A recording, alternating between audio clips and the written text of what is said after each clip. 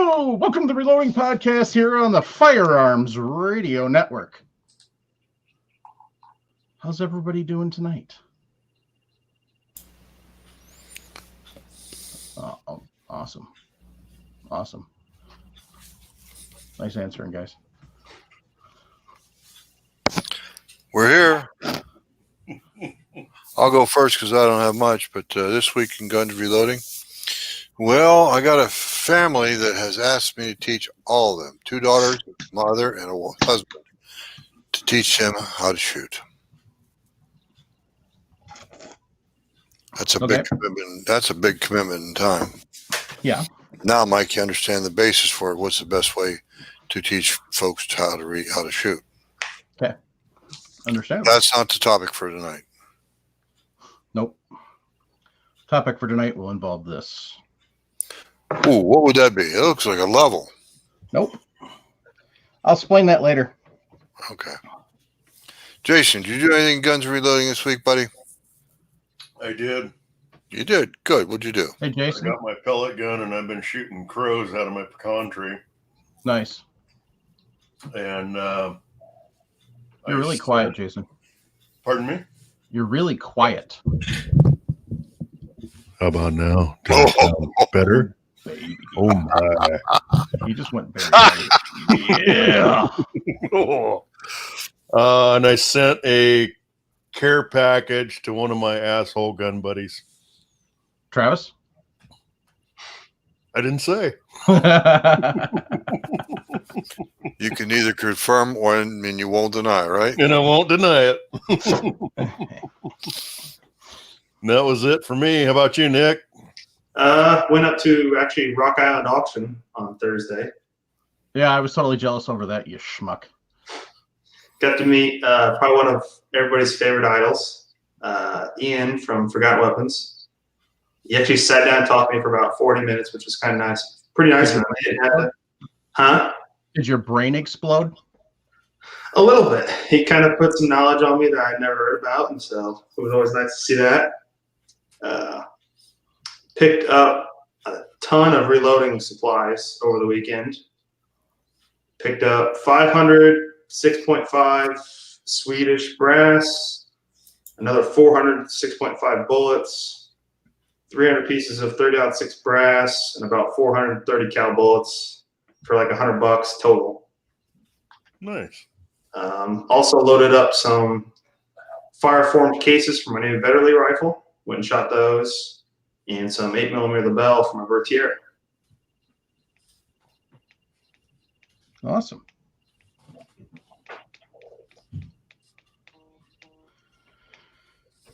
So I guess it's my turn now.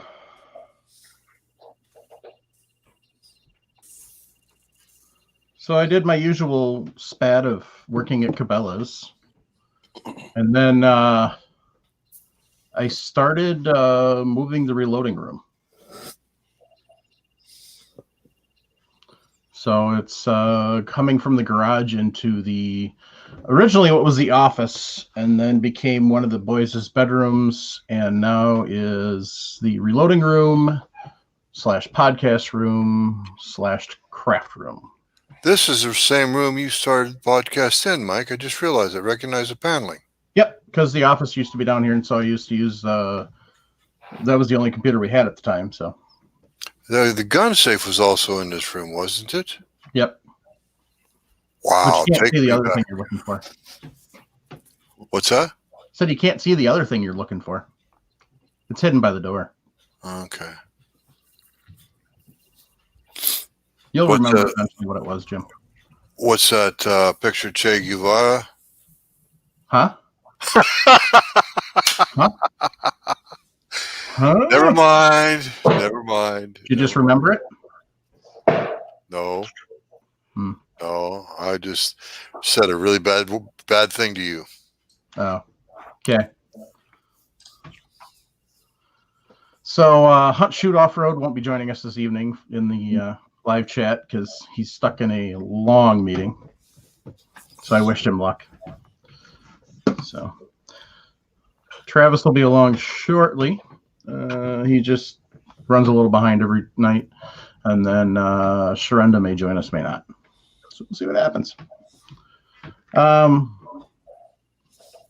So we're going to talk more about shot shells and shot shell loading. But looking for something quick. Bear with me. That I forgot to check before.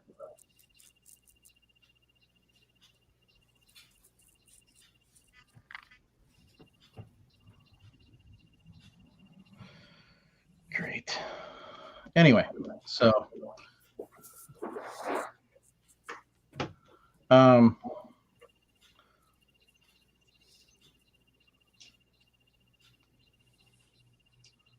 got some pictures to show, but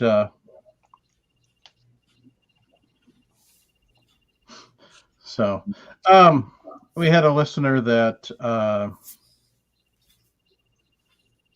had mentioned a couple things about last week's show that well, to be honest and fair, we were kind of all over the place. We didn't really have a script and didn't really follow it for sure. So tonight will be better because I've just kind of been killing time waiting for Travis to show up, and then we're actually going to go through and show reloading. I did want to show one thing, and then I've got a picture that the listener was nice and sent. So I'm going to show that in a couple of moments here. Oh, hey. Well, come on, Gracie. Gracie, where are you? Come here. See, I'm not on the couch tonight, so she can't just climb up on my lap like she normally does. So she was sitting here whining. Hi, Gracie. Gracie's decided that she has to be part of the podcast now. Excuse me. All right. So one of the things I wanted to show off right away, Paul was talking about that resizer for the high brass. That's this. It doesn't work very well if it's not nailed down to something because it does use a lot of pressure. But basically, if I can turn the camera, you just kind of push the lever, and it's got a collet in here essentially that tightens and resizes. So that's how that works. So it kind of makes understand a little better. So I guess people are trying to wonder how it works. This is a normal, but so this just drops in like this, and then you just go like that, and it resizes the high brass. That's how that works. So that answers that kind of. But so that was what Paul was talking about. Let me get that picture up here. Da, da, da.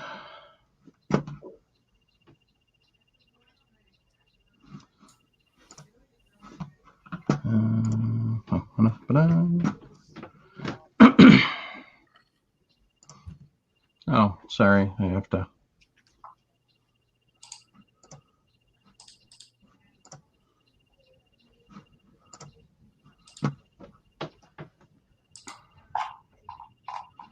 Oh, good grief.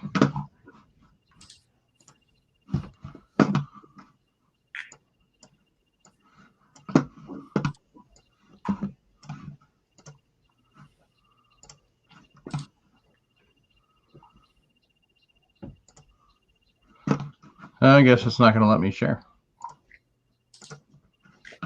So this is a different computer than I had been using. I've been using my laptop, and now it doesn't want to share. So I can have it. Let's see if it'll let me out.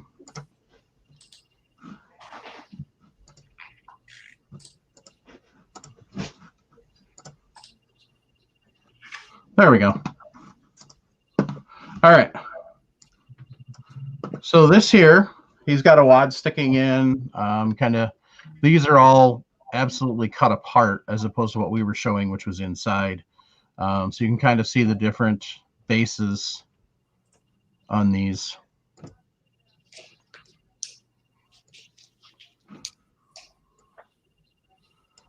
So this is one with a wad in it. This is the plastic bases, which is all the one piece here. Here's your fiber base that we were talking about.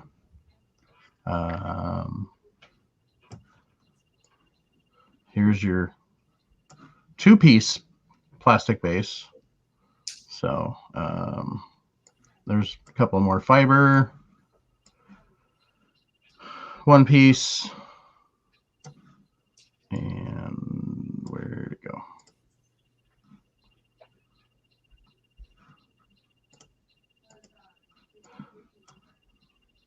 This one looks like it's still got the primer in it, this white one. So, but you can kind of really see the difference here. How these here are all the same color as the hull, and then these here are separate. Now, the other thing I want to show you on this is, and it really, these ones here on the right kind of really show what we were talking about, tapered versus straight wall. So as you can see, these all get thicker towards the base.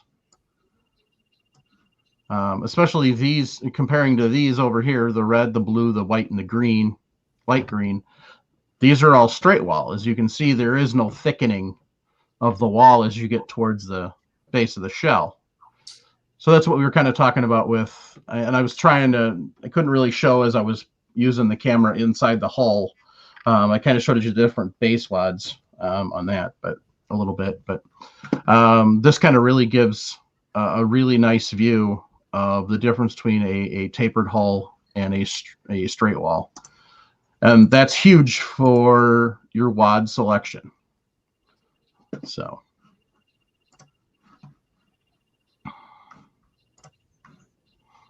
There we go.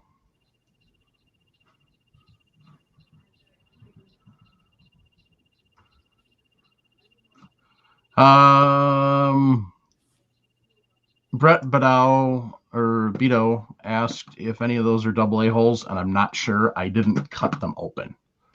So this was sent from a listener via Google Voice. So, Rusty guy, you need to tune in next week because next week we're going to have Lyman here. So, yeah, we're going to be going through shot shells today and probably 2 weeks from now. And then we're going to have Lyman here next week. And then 2 or 3 weeks out from that, we're going to have Mark 7. So that's kind of that. So, that's kind of clarifying a couple things that I guess weren't, we didn't really very clarify, or it wasn't very clear when we were talking about it because we were kind of all over the place. So I wanted to address that first. So, who on the panel actually loads shot shells other than Travis and I? Anybody? No? Okay. I'm sure there's some people in the chat that do. So shot shells is one of those things, like I was saying last week, that a lot of people don't necessarily get into because they think it's not going to pay, because they see these 100 packs at Walmart for $22. That's like comparing your hand loads in pistol or rifle. That would be like saying that your hand loads are as good as Winchester White Box. I mean, that's basically what you're trying to say. Your hand load shot shells are not that 100 packs. Your hand load shot shells are the same as a AA or STS or Nitro 27s or whatever the federal top of the line is. So, but so that's kind of covers the stuff from last show. All right, Travis, paging Travis. I think he's either out or eating. So, 454 Bohr said in the chat a new federal hull from Ballistic Products. Their part number is 0621275 and a federal wad of 1253. So, oh, that was a note to Paul. So disregard that. Mark, you can take that out. And he asked a question earlier, Mike, about using a PW375C to load double-aught buckshot, having trouble getting a good crimp. Is there a good source of information regarding this press and how to adjust the tooling to fix various issues with the crimp? So that's a Ponsonus Warren's 375C. I am not familiar with that press, but let's take a look.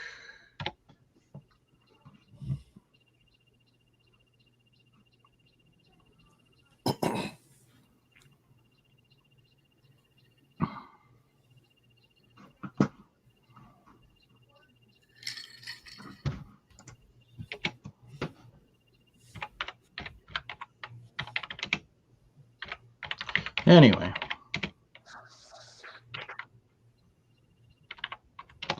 I guess my question would be, on that one, is it a double crimp? Like, is it on the Max where it does a pre-crimp and then a final crimp? So Paul Nelson's answering his question. He says, on top of the crimping station, you have an adjustment to push the crimp and roll. So, and they've got that on the Max too. I can show that in a little bit. But Travis, what do you got going on there?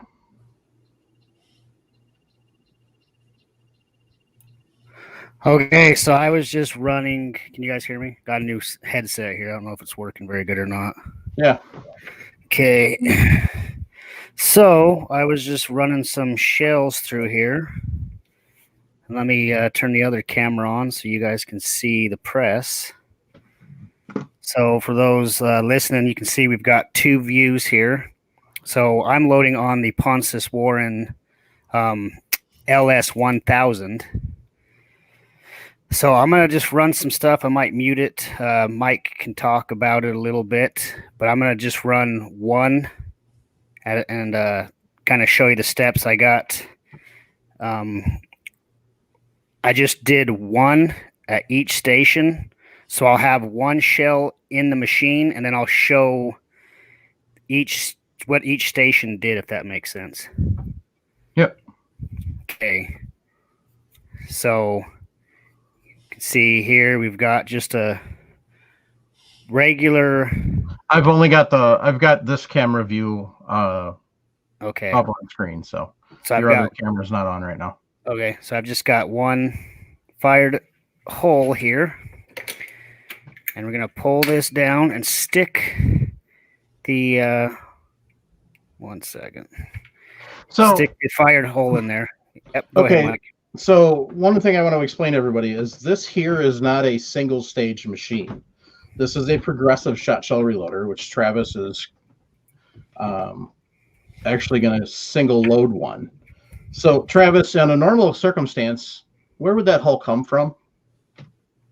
That would come from the range. No, I mean, do you have to hand set up hull there every single time? Oh, yes. Yeah, you do have to manually stick each shell hole right here on this pedestal. Okay. So this is station one right here, and you have to lift it up. We're just going to pretend like we're doing each step in a single stage. That's why we're going to show it like this. So got the hole in the machine, actually getting it into station one here now, which is going to D prime, and it's also going to resize the brass here. Okay. So that's on the upstroke, now when we go down, it's going to put a primer in. Okay. So that's where we're at right here. So now we've deprimed, primed, and sized all, So the next station, we're going to put some powder in there. So here we have primed, sized, powder.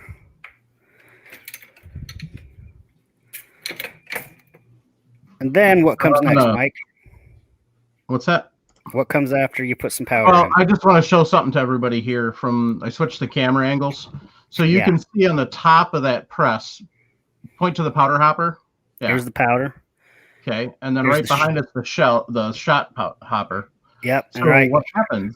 So what happened when you were in that hull up is it actually actuated the powder drop like it would on a metallic. It's not exactly the same, but it's the same basic principle for the powder drop. I just wanted to kind of explain that. So yeah. All right. Okay, so yeah, we've got some powder in there. Now after the powder, we've got to put our wad in. Okay. So that goes right in here.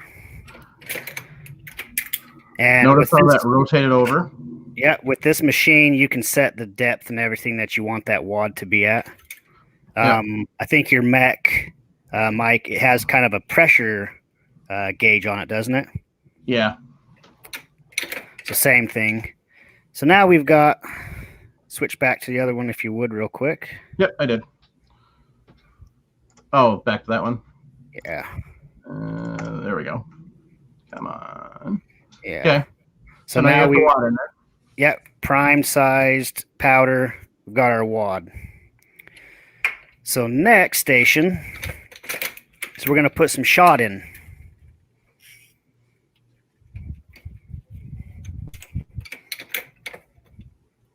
So that's what that looks like.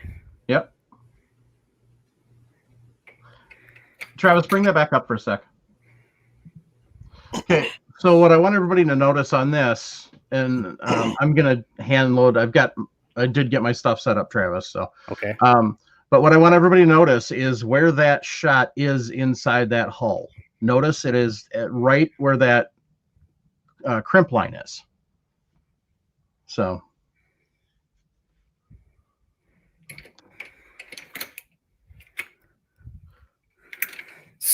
next station on this one is a pre-crimp.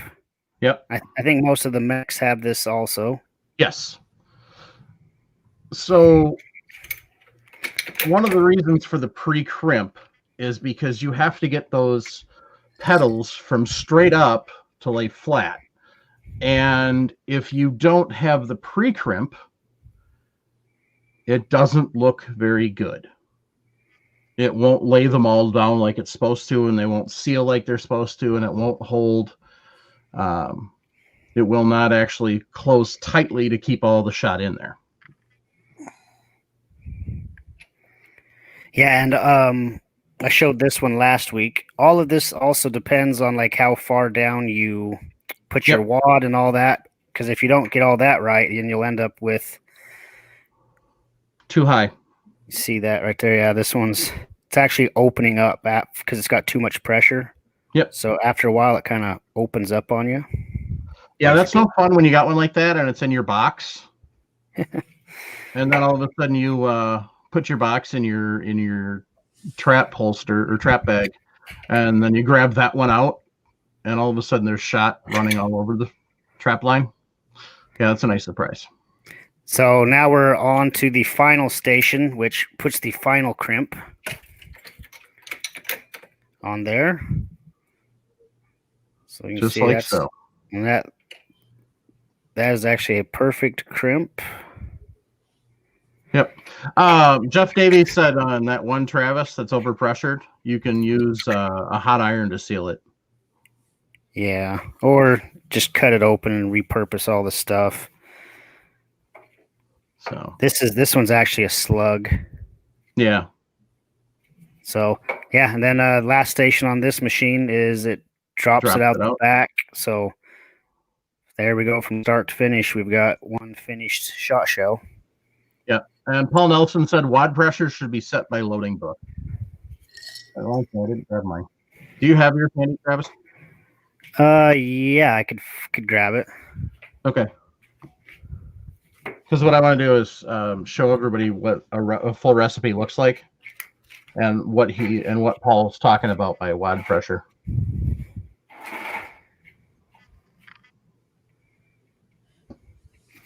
First, I gotta find where it tells you that.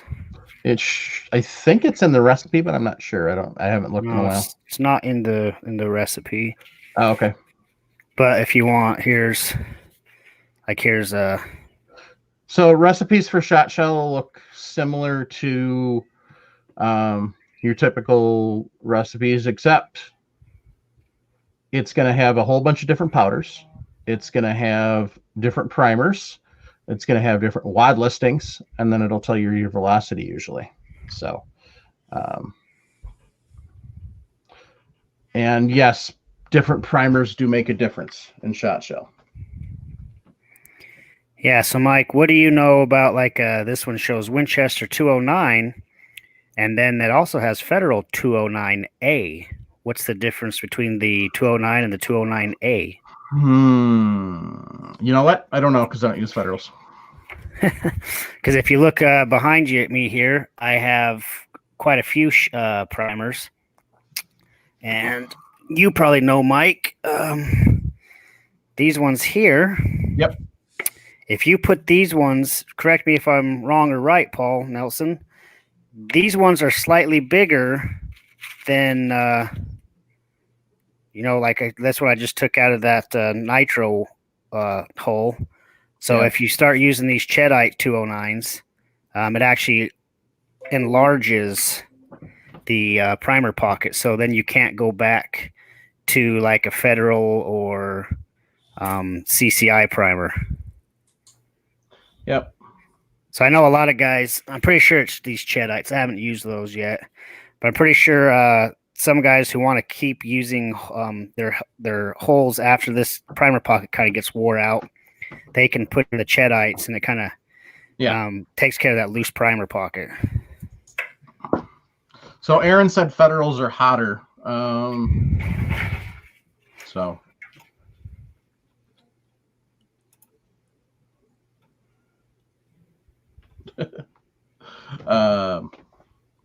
He said Federals are hotter, so I don't know, honestly. Like I said, I don't use Federals at all because Winchesters. So as Paul Nelson said just now, so Jeff Davies said chess or Cheddites are bigger than the old Winchesters. New Winchesters are also bigger than the old Winchesters. So that's kind of a thing there. I've always used Winchesters because I've always had no problem getting a hold of them. And that's what I pattern my load with. And like Paul just said, he says, once you pattern your load, stick to the primer. Because there is a difference in shot shell primers, unlike some of the other varieties, say, like your rifle primers. You know, you can take 4 different company shot shell primers and test them all, and they're all going to have a different, I guess we could say, ignition temperature. Versus you could take 4 different companies' large rifle primers, and it's not going to be really much of a difference. I mean, you'll have a little bit, but more often than not with the metallic, it's a case of how hard or how soft.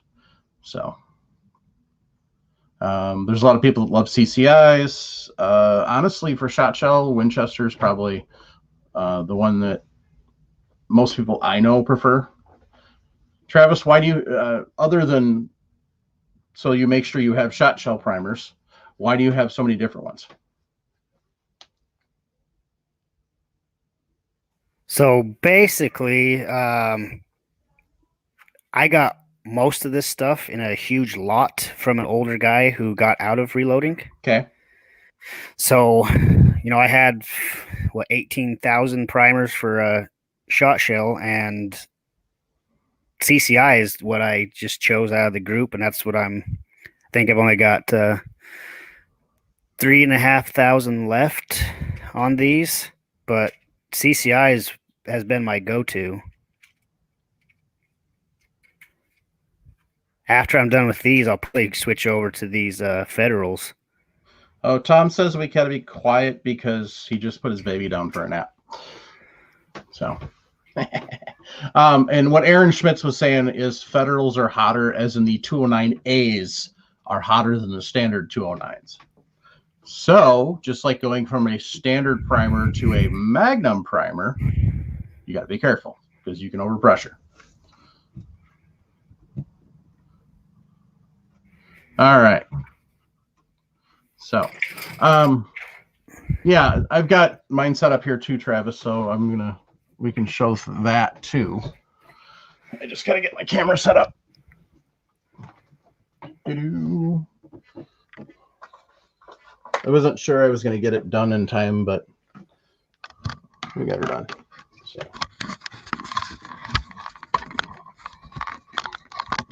Yes, I'm still focused on yours. I know that. Because I want to get mine set up first. Haha, Jorgen's changing a poopy diaper. Sucker.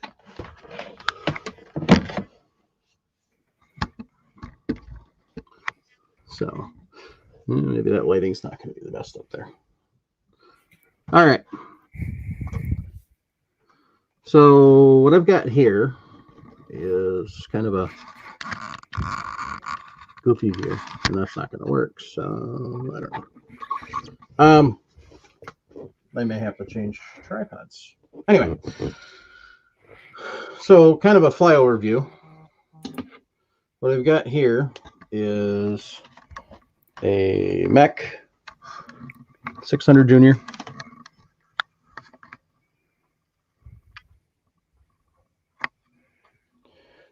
With the primer feeder, and then the crap, I don't remember the name of the company. Sorry. I'll have to look that up and include it. But what this is instead of a standard charge bar, which is set up specifically for a specific load and charge. And this one is an old one. This one isn't even designed for bushings. So that's why I didn't send it to Shrenda, unlike the rest of them, which I did.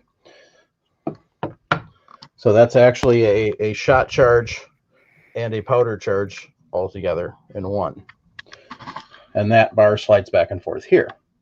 However, I'm fancy and got the one with the micrometer adjust for both. So that way I can tailor that load a little more. What Travis was talking about earlier is the pressure setting for wads. So then what I'm going to do here is I'm going to take that off quick while I make a couple changes. Does it look better than I thought when I did it the first time? So now I got better lighting. Okay, so one thing I'm going to show you quick is these lovely bottles. So Mech makes a couple of different types of bottles. This isn't even their original style, but hang on. So this isn't even their original style bottle. I've seen older ones than this. But the reason this one's empty, you'll see in a second. So it's got a cap, and you just put your stuff in, whether it's powder or shot. And they've got labeling on here so you can mark what size shot or what powder is in it. Or some other people did this. So just slap stickers on it. That sucks. Let's get rid of that. Okay, so that's shot and that's powder.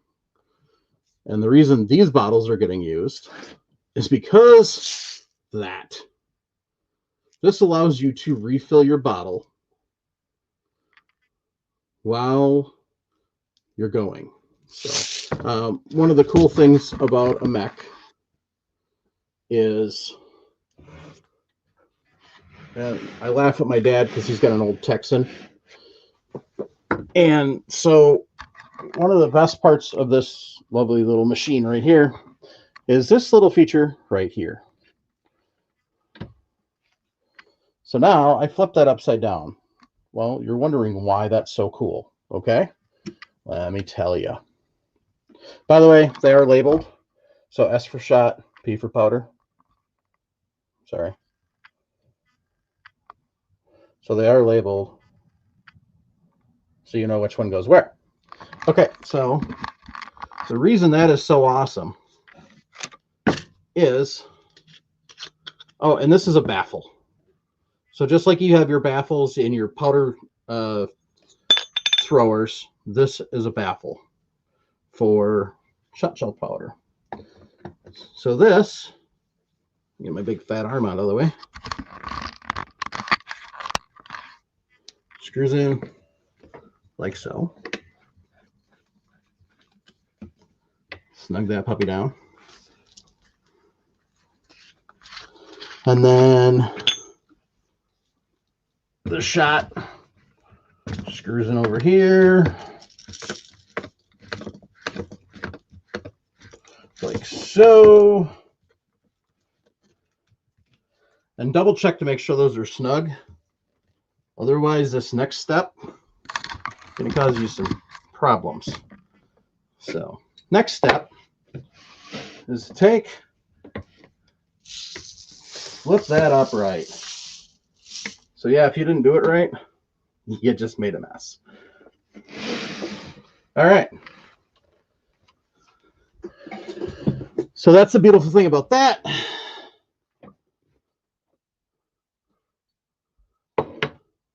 Now,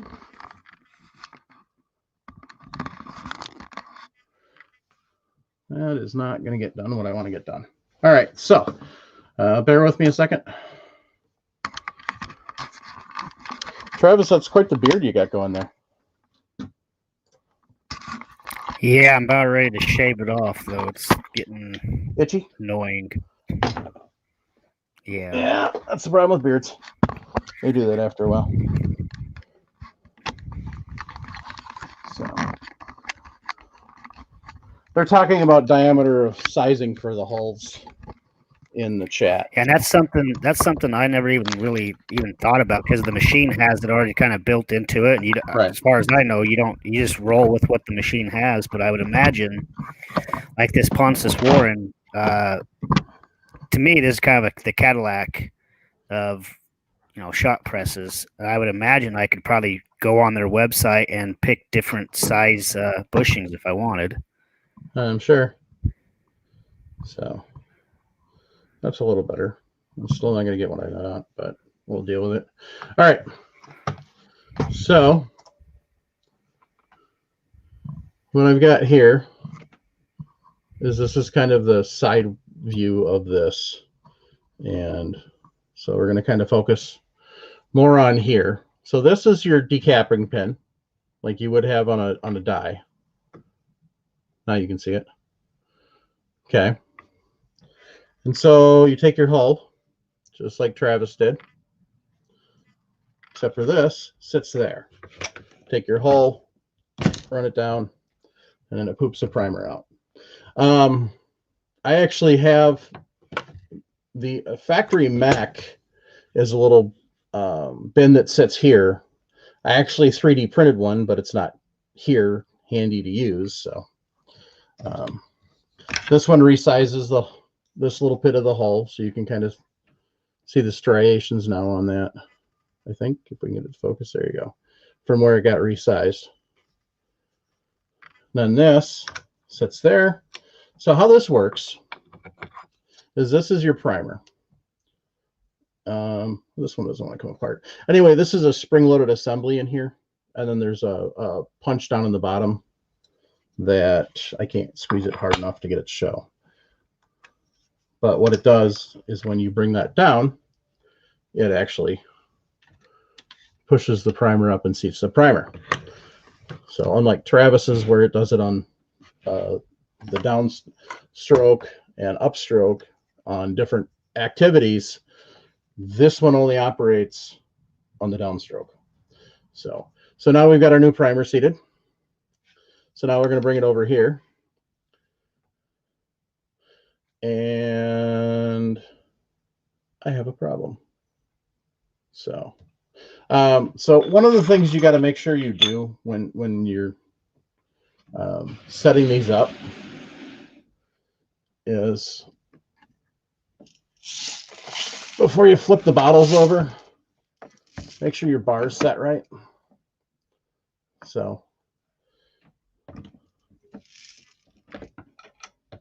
and one of the things you have to do to set your bar right is, see how it's got this thing that slides back and forth?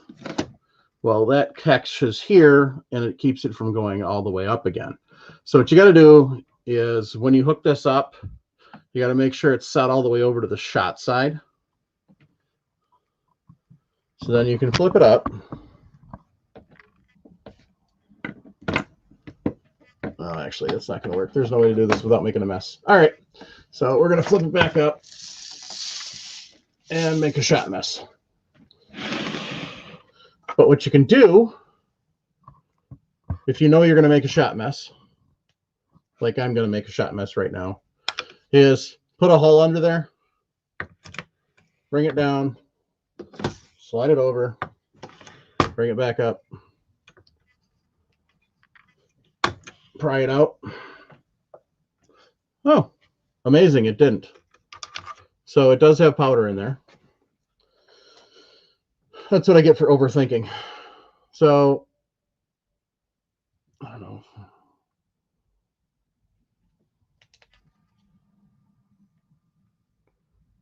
You can kind of see the powder in there. There you go. Anyway, so yeah, that's what I get for overthinking. So yeah, it's set. So now I take my wad, and this slides up in here like this, and then goes down in. Run that ram all the way down again. And then slide your charge bar back.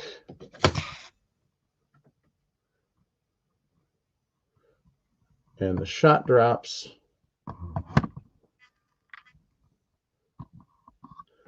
into the hole. Bring it back up. And you can see the shot in there, like so. So then, over on this side,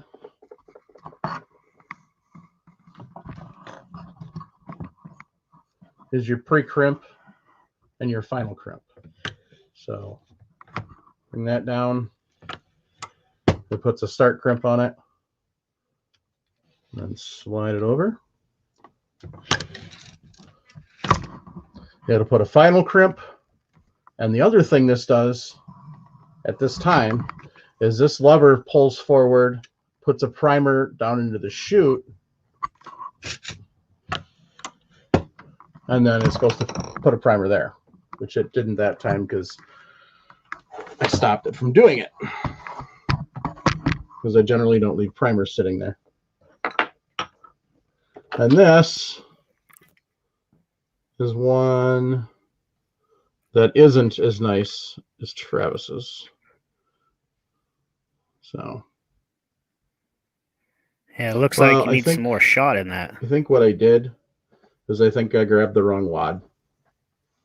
I think I grabbed the 1 1/8 and I actually had the setup for ounce. So.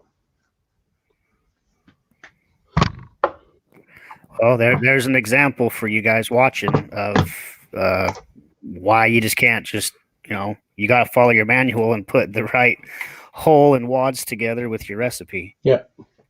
And of course, I don't have any of the other wads laying around here, so I can't just toss it in quick. But so yeah, that's what happens when you don't do follow your recipe correctly. So what I'll do with this one is I'll probably take it apart. But I just wanted to kind of show what that pre-crimp and crimp looks like. So that's the pre-crimp. You can see how it starts to fold it over. We'll see if it actually will crimp. I don't think it's gonna. So no, it's not gonna crimp. So now one of the nice things is if you screw up and you catch it before you're done, you can do what I just did, which is resize it. So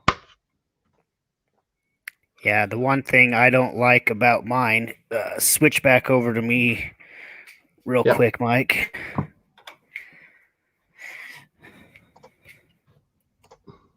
So on this machine, you can see it's got this carriage and it's got these bushings. yeah, so once you get a hole in there, it's stuck. Exactly. So, and the other thing is, let me just pan up real quick. You can see if I'm just doing one, I have to make sure I remember to turn this on and off. When you got the carriage full, it doesn't matter. But like, if you watch when I'm loading, I take a second because I actually have to flip this over to on and then back off because it's not case activated. It just, once this goes up, there is, show you right here, there's this bar with this transfer arm here. So the Pontus, it's not case activated. It just rolls. You can see it moving right there. So if that valve is turned on or open, it's going to dump powder or shot. So I've done it many times where I kind of forget and don't turn that off and I get powder and stuff spilled everywhere. But yeah, so that's the one thing is once it's in this carrier and it's on its path, you have to run it through. And let's say you get in a, you all right there, Mike? Yeah. Let's say you get in a little rhythm and you forget to shove a hole in here and you get going, you have to just run it through. There's no going back. This does have a kind of a little feature though, once you get it, and it's kind of, mine might be stiff, but you can rotate the carriage when it's down. But other than that, once you throw it in here, it's in for the ride. Yep. So I'll just run one real quick.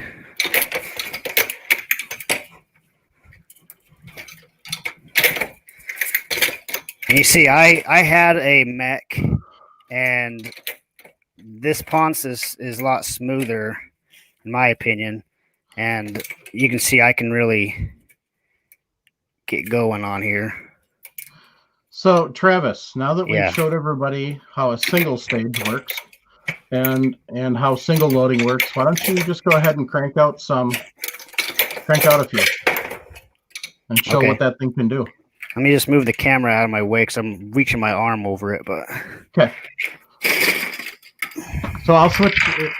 If that's going to be in your way, I can switch to the other camera. nope, I'm good. I'd rather have it on that camera to show people anyway. Yeah. So, all right. So, folks, what he's going to do now is he's going to show you just how nice this machine actually works. And the mech he's talking about is not the mech that I have.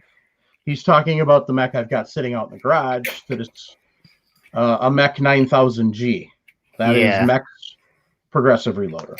And let's be honest though, that's a very nice setup too, though. It is, but just like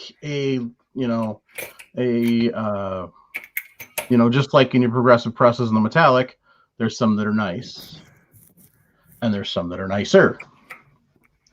So Now that the Mech 900G though, you can get that one with a hydraulic kind of an Yes. auto drive. Yep. Which is very nice. I wish I would have got that before I got rid of it. I actually got rid of it to one of our I don't know if he watches or listens anymore, but one of our viewers got a hold of me and wanted it. So Oh, okay. yeah, so say I'm just gonna start off by putting one in there, put another one in, and I might have just messed up my little. That's the other thing with these Ponces. They have this little wire here, Yeah. and a second ago I ran one primer through, so that might be a little. Let me just try it. Yeah, we're good enough. Yeah, that's an interesting primer feeder. Yeah, it works really good until you kind of damage this little wire.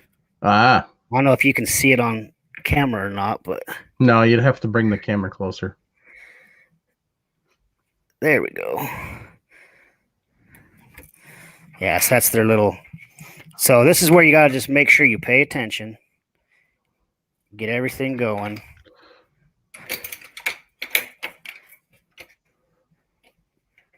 So one of the big things that Travis just did is he's making sure that every time that comes up, he puts a hull in, and now every time it comes down, he's putting a wad in. So, Yeah, and that's really important to pay attention to because you don't want to get one go through with no wad. It'd be obvious if you did get one with no wad, because then it would kind of look like the one you just did with be all concaved and not crimped right. yeah, it'd be even worse than that usually. So I did find out one nice thing. You can use the mech that I've got here to make those shot shell Christmas lights. Oh, So if anybody likes those shot shell Christmas lights, you can actually use the pre-crimp and then the crimp to actually fold the petals down, and then it'll slide up over one of the Christmas lights, and you can make your shot shell Christmas lights instead of paying absorbent amount of money for the ones you get online. okay. So- I just wanted to show this real quick, Yeah. Mike. This happens sometimes, and I'm sure it happens even with that Mech 600. Mm-hmm. I'll pull this around. You can see that starter crimp sometimes doesn't get it perfect. No. These actually, if you see, I'm touching it with my finger. This kind of turns and it's kind of aligns itself. Yeah. But every once in a while it doesn't, and I'll show you that one right there is actually goofed up. You can see that crimp is way bad. So I'll show you. You can see that one's perfect there.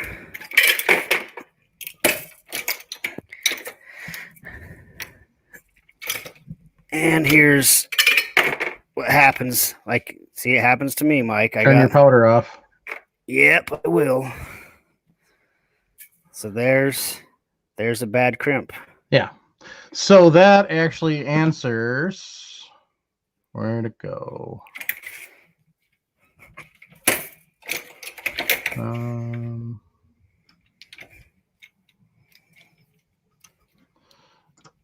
Ray's question: is the hull fold placement location specified on your crimp starter, or can the hull be placed in any location? The hull can be placed in any location. Sometimes it does have an issue, like Travis just showed. That's honestly, typically, I see that more on my 366 than I do on my just standard 600 here. Because on the 600, I can kind of align it better. So, but usually it's not an issue. So one of the other things they were talking about, Travis, is they were talking about, can you use a shot card and a roll crimp?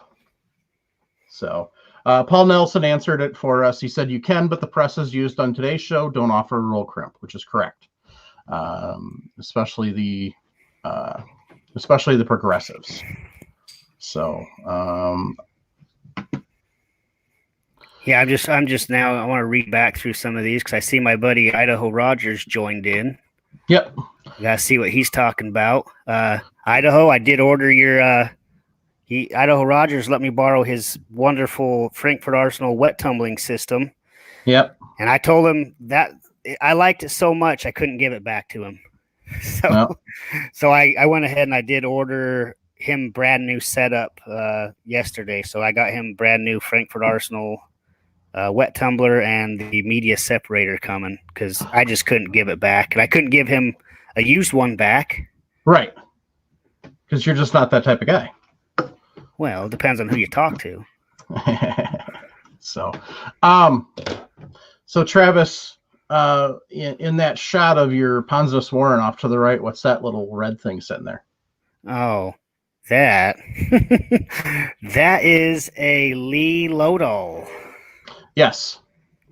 So for those of you who want to get into shot shell loading and don't want to spend a lot of money, I think those things are up to $65 now. Holy cow. So Travis, if you want to show that off quick, I know you're not really, but Well, yeah, let me just pull it out here. yeah, so they can kind of see how that one's set up different. And it has been a long time since I've used this. I kind of used this when I first got started. This is what got me kind of interested in loading shot shell. You can see it's all dusty. Let me move the camera over here real quick. Sorry for the jitteriness here. But one of the cool things that I did think was cool is on the Lift up that top. Yeah, on the top here, they give you all the bushings and stuff you need. And it's just right there on the machine. Yep. It's got this cool top, kind of like a little case, but it's actually the top. And it covers up the shot shell and the powder hoppers. Yeah, so just like Mike was showing on that mech, you got your resizing bushing here. Mike's the mech is round. This is linear here. Yep. So each station you just go from left to right. And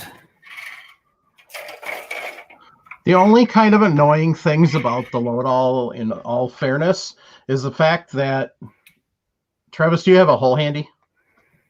yeah. Okay, so the one annoying thing is you got to drop that sizer down over the hull before you place it. Well, the real annoying thing is if you can't find where you put this. Yes, I remember that conversation. So many times ago. So this might be a little difficult because I don't have this clamped down, but yeah, Right. You just slide this little bushing over that, and that's where I would imagine, going back to our conversation a little bit earlier, I would imagine you could probably come up with different sizing bushings. Yeah. Now, I don't remember, Mike, does it make a difference? Like you got this ring here. I want to say ring goes down, but I'm not sure. Oh, no, flip it over. Show the inside again. Well, because one of us, yeah. It looks like Ring if goes you go up. this way, yep, then there's not sizing at all. So that's what it is. You can Well, I was not looking size more or for size. Yeah, I was looking more for the fact that when you look at the non-ring size, it's actually got a Insert, basically. yeah, a little cutaway there for the hole. Yeah, but that's what it is. You flip it with the ring down, you don't size. Yep. But you need that in order to kind of pop the primer out. I'll show that here in a second. But yeah, ring down, no size. Ring up, and you can see it won't go down now. So that's going to actually size it. I never really read the full directions on that, but I'm suspecting that may be for people who size off press. Because you do need that bushing in order to deprime.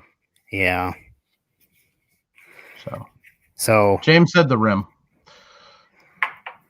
Yeah, and then like I said, it's been a long time since I used this. I don't remember how you do this, but yeah, theoretically that's supposed to pop it back off. Yeah, this might be. I got a primer stuck underneath of there. That's what happened. Yeah. So that pops it off there. So that second stage, you actually have a little well you have to put the primer in. Years ago, Lee used to make a primer feeder for that. However, my understanding is that they had issues with detonation, and that's why it's no longer available. So there is no confirmation on that, but that's my understanding. It actually does a really good job of priming. So Yeah. And then next is your And you standard. prime it, take the bushing off, primes it, and then Well, at what point you got your charge bar, just like that mech that he was showing? Yep. So he doesn't have any powder or shot in there, so we're not going to have him do that. But yeah, but then it just goes over, and it's got a pre-crimp and a final crimp. So and with those pre-crimp stations, I'm assuming the Ponsness is the same as everything else, where you have an option of a 6 crimp and an 8 crimp. Yeah, you can. Yeah, you can get 5, 6. Yeah, you can get multiple ones, and it's just I don't remember if I have any or not. Yeah, but yeah, you just pull off that bushing. I say that's what's cool about this Ponsness is all of this stuff here. You see right there. There's some adjustments here for your sizing. Yep. Every detail, even all this right here is a rod to push the shell when it's done.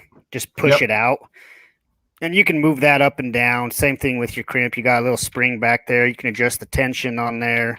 Yep. Right there's that pre-crimp. You can pop that off, put different star crimps on there if you want. Well, let me show you right there. So this, you can see, was about ready to fall out, it looks like. So that's the rod to push your wad down. So I'm gonna have to recheck that and reset my wad height with this. There's a little right here's a little to adjust the tension and stuff. So you thread that down, which I just showing you guys. I actually just screwed up my wad height and everything by screwing that up because I forgot that was probably set where I wanted. It just needed to be tightened right there by hand. Yep. So now you got to fix that. Now I'm gonna have to fix all that, but that's part of the fun of reloading. Yep. So yeah, that's I say you can do a lot of shells on like the one you've got there. Oh yeah. But something like this, once you get into a rhythm, you're basically grabbing a hole with your right hand, grabbing a wad with your left, and then pulling back with your right, and then you can just get into a pretty quick rhythm and pump out a couple hundred in no time. Yep. So whereas this one's a lot more labor intensive on the person's part. So right, and even worse than that, then you come back to the Lee Load-All 2, and it's even slower. But this Lee Load-All, if I remember right, it was really good for me to get familiar with loading holes. And it was also after that, then I only basically used it for just loading slugs. Yep. Because it was nice to be able to come over here, do a couple things, not have it in this carriage, because I can load slugs in this, but I can only load one at a time. So I put one in the carriage, run it through. Whereas something like yours or this Lee Load-All, I can pull it from station to station, pick which one I want to use or not. Yep. And that is pretty handy to be able to pick what you choose. Yeah, exactly. So, yeah, the Lee Load-All honestly is a really good shot shell loader, especially for a beginner. I've got a 20 gauge one out in the garage. And speaking of that, Ray Rowden said, Lee states on the Load-All, note the 8-segment crimp starter is in the front on the 12 gauge only. The other gauges have the 6-segment starter in the front. So yeah, I remember that on my 20 gauge I had to switch it out. So be sure you select the correct one. Now, the bad thing you just mentioned, though, these Lee Loadall too. At least these. You think you and I had this conversation once before, Probably. just for just kind of the coolness factor. I think I was wanting to find an original Loadall. Yeah. Because if I remember right, the Loadall one, the original, like you can see, this is plastic. It was the not. original one was cast aluminum, Yeah. and it you know, there was just some kind of some neat features. I wanted to get one and kind of clean it up and stuff, but yeah, this is the Loadall 2, and it's like I say, it's got that charge bar, and you can just pop this off, pick your bushings that are stored up here. Yep. But the bad thing is these used to be $25 or so, if I remember right. Mhm. They used to be dirt cheap. Yeah. When I bought my 20 gauge, it was, I bought it off Amazon, and it was, wow. I guess I'm not going to look on Amazon. 45. Well, and then the honest truth is, Lee has been getting a lot of reloaders into the game for years. Yep. Because of the price point. By the way, if anybody's looking for a job, Lee's hiring. Just so you know. So if you're in the Wisconsin area and you live kind of near Hartford and you want to work for a reloading manufacturer, Lee's hiring. I was talking to my dad today, and he said he drove by and they've got a big sign out. Okay, sorry, Travis. I'm just trying to catch up on some of these comments here. Yeah, watch it. There's some creepy stuff in there.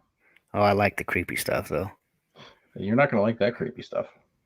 So Paul Nelson, which are you talking about on my Ponsus? I need a new crimp starter spring. How could you tell?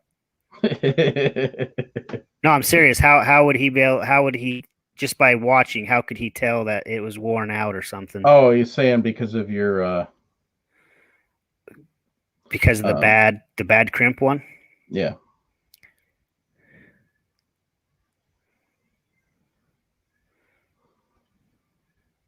So I went to Titan, and Titan currently has them for the Lee Loadall 2 for $54.46.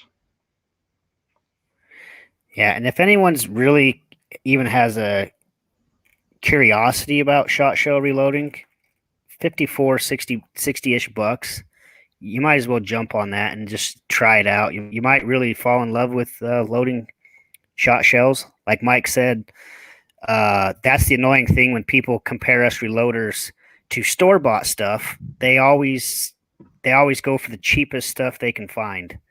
And like Mike mentioned earlier, we're not making the cheapest stuff that you can find at Walmart. We're making some higher end stuff. So you have to price compare to, like in my instance, going for a brand new box of these Nitro Remington holes off the shelf. They're more comparing it to the cheap 100-round pack, from Winchester stuff, and that's just not the case.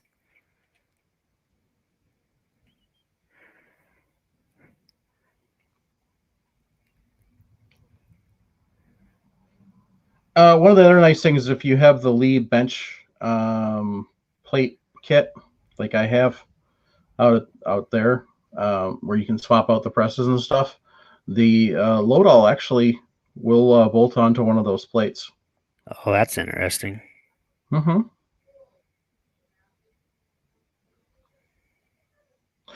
So, and you can get conversion kits to convert it from 12 to 20 to 16. They used to have a 410, but they canceled that for lack of interest. And that would be the one I would be interested in because 410s are super expensive. Right. So, the other big reason people are getting into loading shot shell is 28, because 28 gauge is expensive. Well, So if on my anyone, Mac, you can get a conversion kit for all of those. So is anybody in the chat reload for 28?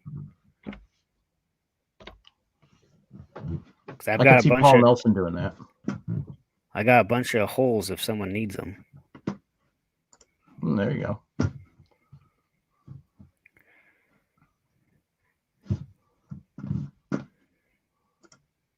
Oops, wrong way.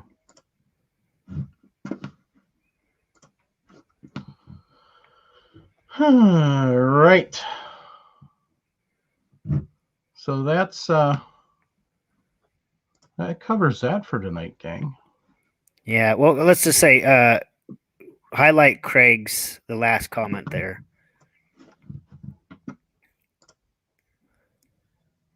So Craig is saying, it's nice. I know what to get my son-in-law for Christmas, and that is actually a very awesome Christmas gift.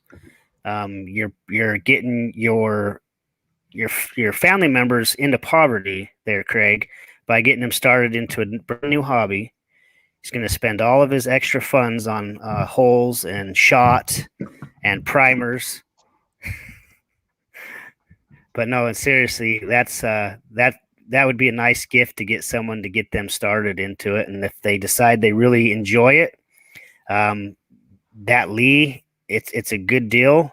And then they can jump up to that Mech 600 Junior like Mike Scott. And from there on, they can go anywhere from the Mech 900G up to a Ponsus. And what's the really expensive one, Mike? I don't even know. I know Dylan's got a fancy one. Yeah, the but 900. I would probably go with the Ponsus over the Dylan. Yeah, I've the heard Dylan that too. 900 But FG. Paul's going to tell me here in a second. There's a really super nice one. It's like gold. The color of it's gold. That's not like Yeah, it's like actual $2,500. gold. Yeah, it's super nice. Yeah, I don't remember the name of it though, unfortunately. So, so Titan has the conversion kits for the 600 Junior for $87. So you can go. I can take this one here, which is set up for 12. I can load 20. I can load 16. I can load 410, and I can load 28 on it. Any one of those to set it up, $87. So. Yeah, and I'm kind of sad. The guy that I got all this shot shell stuff from, I think he had 4 of those 600s on his bench. Oh yeah. And I just kind of passed on him. I was like, I already got, at that time I had the 900G, but now I look back, I kind of wish I would have offered him something for that too. Look, it's another one. Well, you can't have too many, right?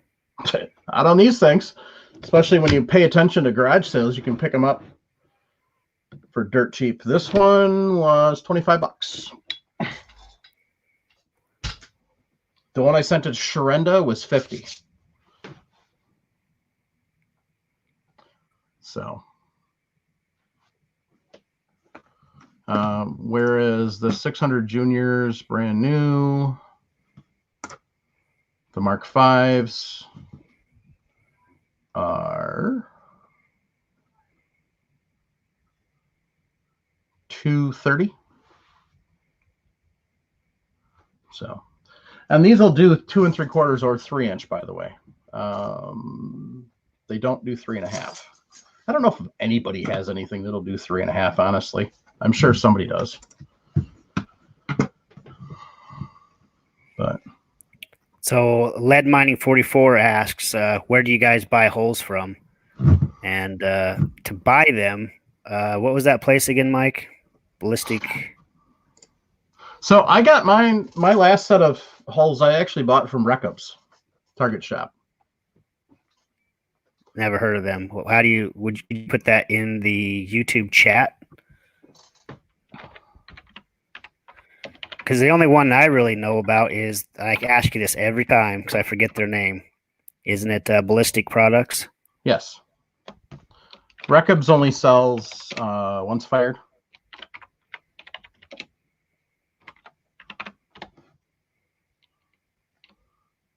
Sorry, this keyboard's noisy. So what I need is somebody out there in TV land or radio land to give me a suggestion on a keyboard that actually is quiet. So I can actually type during the show and not everybody hears it.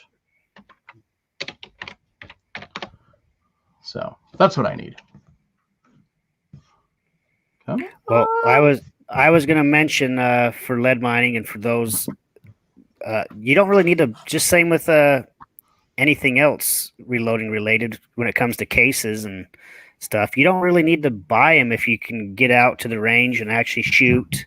Right. Where I go, I can, if I don't come home with more brass than what I took, I did something wrong. That's why some of us are called brass goblins, right? Hunt shoot.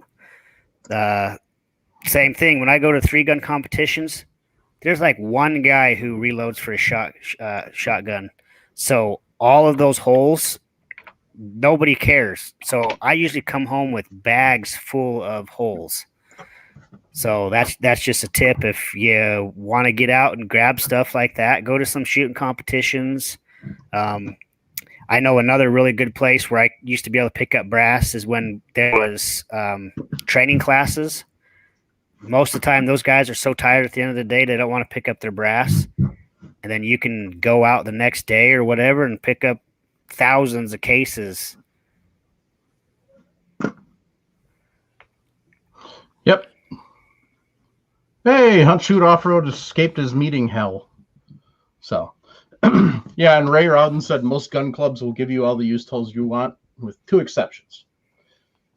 The Remington Nitro 27 STSs and Winchester AAs.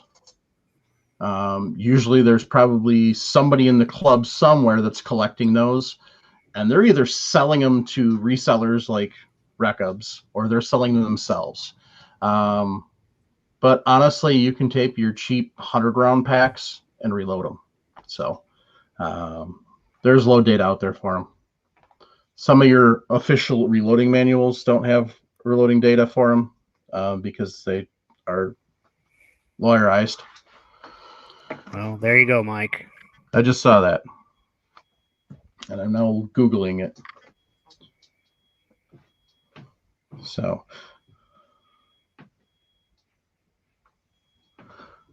But yeah, any hull can be loaded at least once. Some of them you get more loads than others, but yeah, I mean that's kind of the thing there. So Jim, you gonna go out and buy you a Lee Load-All 2 now and start loading shot shells?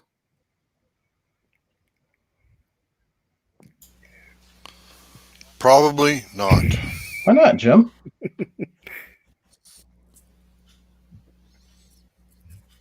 I don't shoot enough center fire as it is.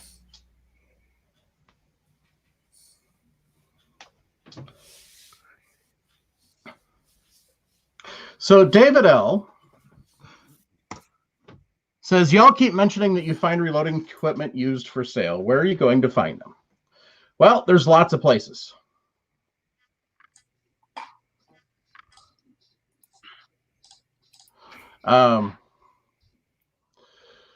Probably one of your most common places is eBay.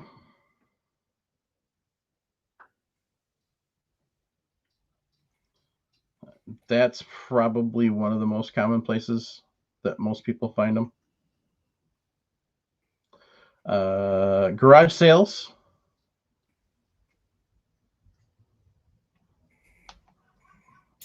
Well, the nice thing about eBay is it's reloading equipment, and it doesn't carry that ugly 3-letter word GUM. Right.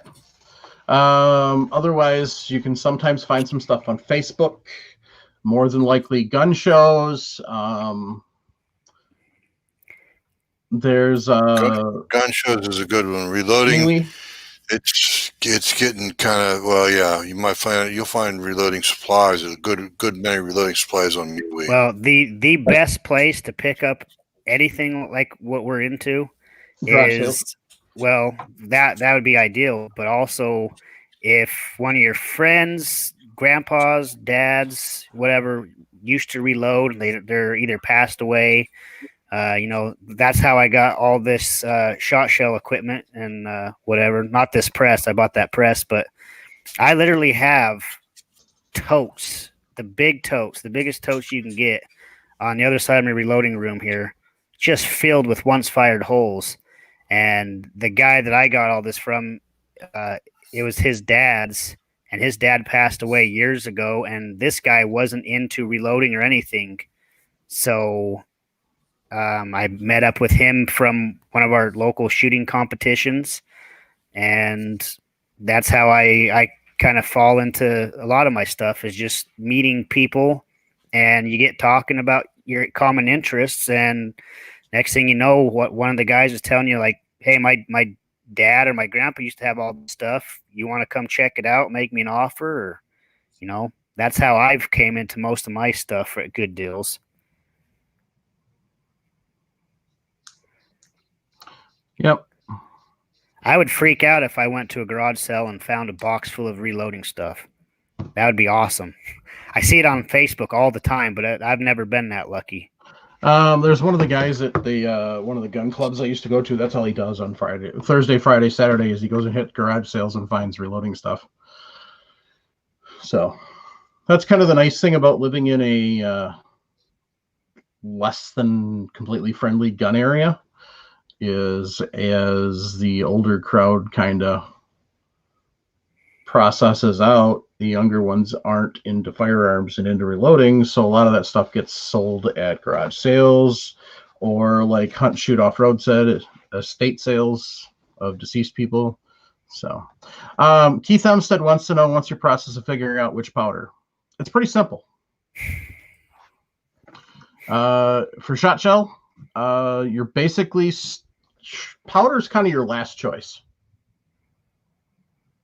So you're going to be your first choice. Your first and most important thing is this right here. What hull are you loading? That's where you start. Once you figure out what this is, then you find the appropriate wad for it, depending on what shot size you want. So first is the hull. Second is what your payload's going to be. And by payload, are you going to shoot so on a 12 gauge, are you going to shoot a 7/8 ounce? Are you going to shoot a 1 ounce? Are you going to shoot a 1 1/8 ounce? Or is it a hunting load where you're going to be shooting up to 1 5/8 ounce? Or are you loading slugs? What are you loading in that hull? Then you find that appropriate wad for that using a recipe out of a manual. You can't, shot shells operate, max pressure was 16,000 PSI. We found that was the max on a load. So there's not a lot of room for error on those. And this really won't handle a lot of pressure to begin with. So you could really, and there's people that are going to argue this with me, and I don't really care. You can come up with all sorts of creative stuff on shot shells, just like you can on brass. Your learning curve is steeper. Your margin for error is a lot smaller. And your catastrophic failure is a lot higher. So, so you got to really be careful when you're doing it. Oh, Jim's showing us the Patriot Patch Company. That is the new patch of the month. Well, that's the vinyl sticker, but that's the patch of the month for October. So, and there's the actual patch, wrapped and strapped. Jim, what's he carrying?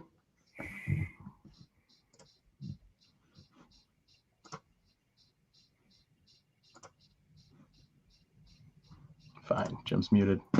Anyway, he's got a mini Uzi and a Mac 10. So. Sorry, I've been muted so much tonight, I forgot I was muted. Right. Sorry. But you're right, Mac 10 mini Uzi. Yep. So. I like the mini Uzi better. I Right. wish I could afford one. So Jorgen, what's that? I've run a Mac 10 once or twice. I've run a Yeah. Mac 10 once or Yeah, twice. those you It's can come fine. across for $6,000 or $7,000. Yeah. Right. The legal ones. So Jorgen said he did find a box of stuff at an antique store. And that's some place you can do too, is check some antique malls or check your flea markets, check your garage sales, that type of thing. So Paul Nelson's added for the powder question. Handicap powders are going to be a different than a standard trap. Load and gauge size will determine powders. Than standard trap, period. Load and gauge size will determine powders. So basically, your hull, what your payload is going to determine what powder you're going to use. So, and some of that's what powder you can find. But for my current load, I use Green Dot. I tested out a couple and found Green Dot worked the best, got the speed I wanted. So, Mike, how much? You got 2 questions in the bottom of the chat. They're both very similar. How much powder are you guys using, Travis and Mike?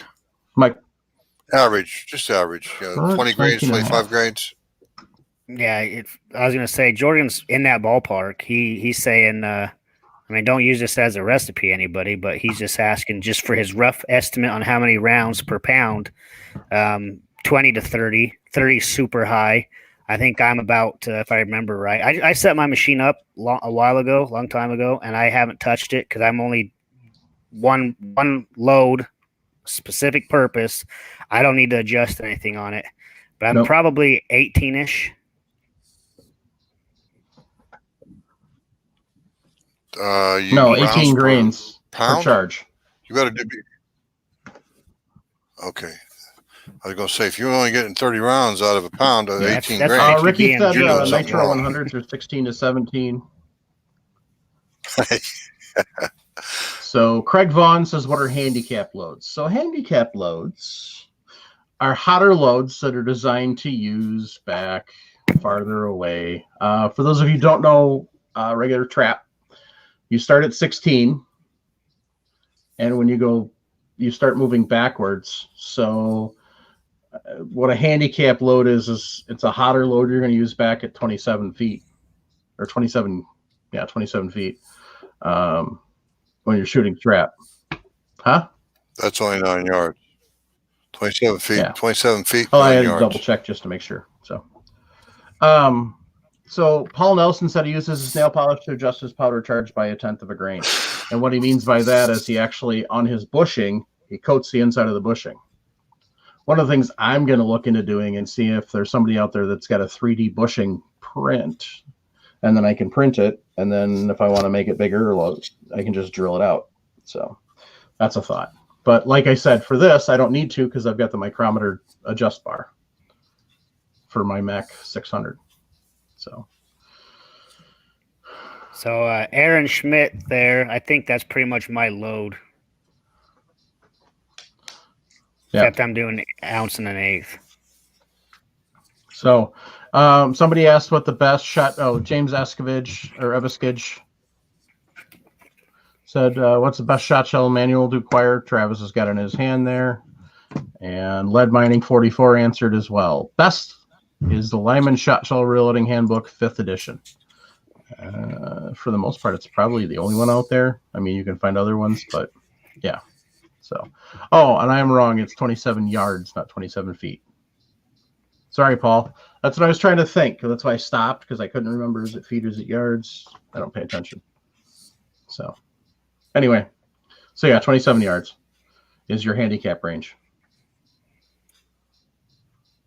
Handicap powders are ones that are going to change a different burn rate, so you get a different velocity out of it. So RCBS also has a shot shell manual. Hornady used to make one, but they don't anymore. Otherwise, most of your powder manufacturers have load data for shot shell too. So, and Lee has shot shell data. So, All right, gang. On that note, we're going to wrap this puppy up. So, as Jim was just showing a couple minutes ago, Paul Nelson said he uses a slower powder with 1 1/8 ounce load at a handicap. So,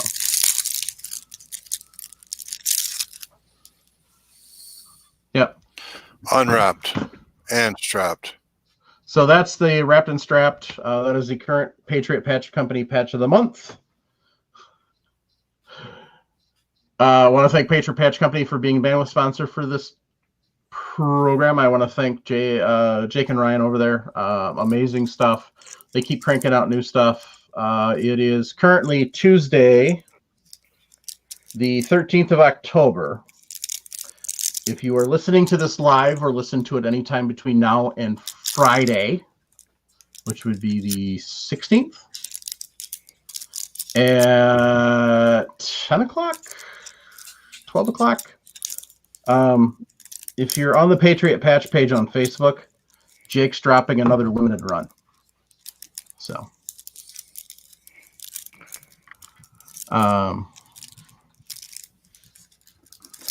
Mike, are you not going to answer Idaho Rogers' question? I was going to bring that up here. So Idaho Rogers USMC wants to know what's the best shot load for a neighbor's cat, asking for a friend. Well, Idaho Rogers, the question is what you plan on doing. But honestly, the best shot load for the neighbor's cat is a good old-fashioned 22 shot shell. It's not going to make a lot of noise, and 22 suppressors are pretty cheap. So there you go. I say you skip out on the lead shot and you put some used kitty litter. There you go. Or just quit feeding it. One sting will take care of a lot. It's quite an educational tool. So that's Jorgen's answer. The best shot is the one your neighbor doesn't hear. So, and yeah, so basically that pretty much covers it. Take it off me, Mike, please. Yes. Anyway, that kind of covers it. Like I said, thanks Jake and Ryan. They've always got some awesome stuff cooking and brewing over there. Jake's doing another limited edition drop starting Friday. I don't remember what time. You'll have to go onto Facebook. Yes, unfortunately, and go to the Patriot Patch Company group. And so he's got a blurred out picture of it. So they're doing another limited run. So just real quick, Mike, for those listening, those watching, don't forget to go over to our buddy huntshootoffroad.com, pick up one of his awesome brass gobbler, his brass goblin. that's you. Yeah. His brass goblin shirts, sweatshirts, and coffee mugs. Yes. He's a good friend of the show, so I think it's awesome for us in the reloading community to support each other. And he, like I say, he's an awesome guy, but more than that, he's got an awesome product. I like the shirts and the sweatshirts that I've got. I think Nick enjoys his, right, Nick? Yep, I love my shirt.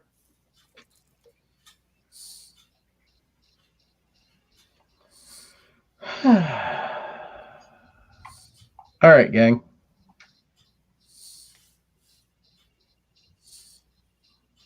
So that pretty much wraps it up. I want to thank Sean and the gang over at Firearms Radio Network for giving us a place to hang out.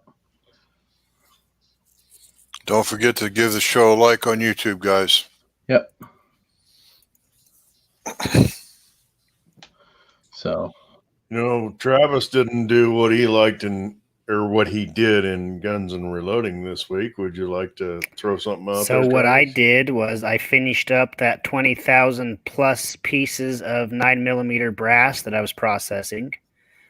And I decided I needed to do some more brass processing. So I've got 3 5-gallon buckets I'm looking at on the ground right now. I have been, they're just range brass. So it's everything mixed together. So I've been sorting through that and getting it all separated from the the good stuff, the 223 and the 9, and then you got the bad, horrible stuff, the 40 cal.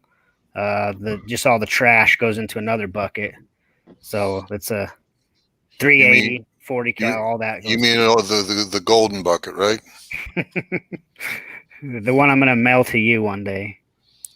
Oh, good. Well, your shipping is about as slow as Iceland's shipping is.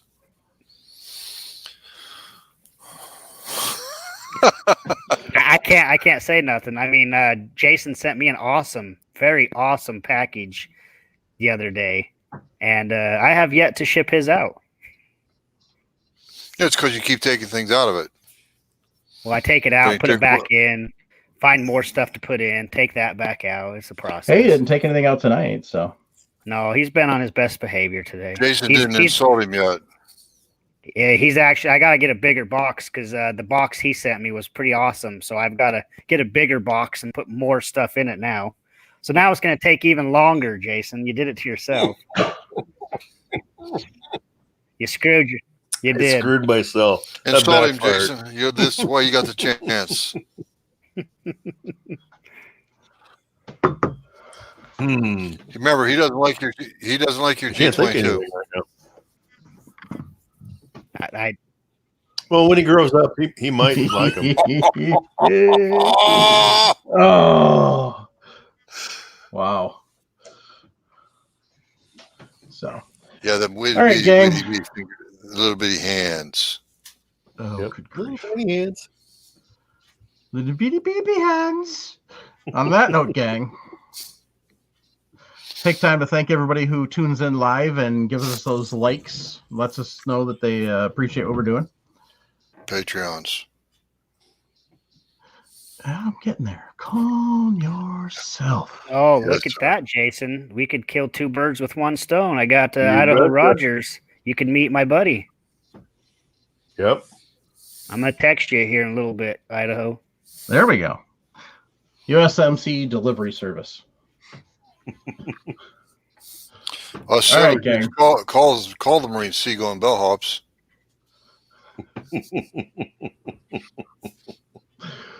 Anyway, thanks to everybody that sends us texts and chats via 608-467-0308. Thanks to everybody that sends us emails to reloadingpodcast@gmail.com. And a special thank you to all of our Patreons who help really make this show go. So, on that, gang, keep your brass shiny.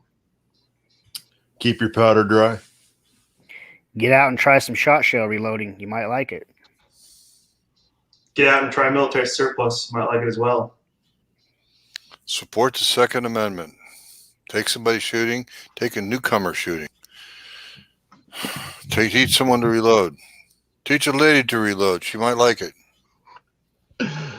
I'll have to let Sharonda. You'll have to let Sharonda know that you got her. So, oh, one last quick thing. The expensive reloader Travis was talking about, Spolar, SPOLAR. They start at $2,100. You gotta pay to play. Yep. Caliber changes or gauge changes in this are $400 to $425. So This must be something that a gun club would buy. yeah, or rich people. So Or anyway, travel. gang. On that note, good night.